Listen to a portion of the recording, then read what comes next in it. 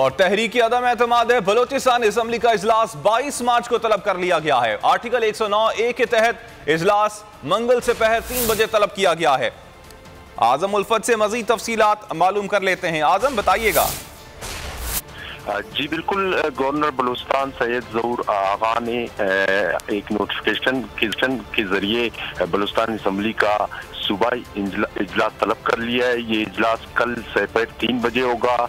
इजलास इस हवाले से भी अहमियत का आमिल है कि बलूचिस्तान अवामी पार्टी में इख्तिलाफात के बायस मुकम्मल तौर पे 2 हिस्सों में तकसीम हो गई है और मौजूदा जो वजीर आला है कुद्दूस बिजंजो, इनके 3 वज़रा जो इससे मुनर्रिफ हुए हैं और वो साबिक जमात के जो ग्रुप है उसके साथ दे रहे हैं और इन्होंने बरमला इस बात का इज़हार भी किया है कि वो जल्द अदम एतमाद की तहरीक मौजूदा वज़ीर आला मीर कुद्दूस बिजंजो के खिलाफ लाई जाएंगी। ठीक, बहुत शुक्रिया आपका आजम। सब्सक्राइब करें और बेल दबाएं ताकि कोई खबर रह न जाए।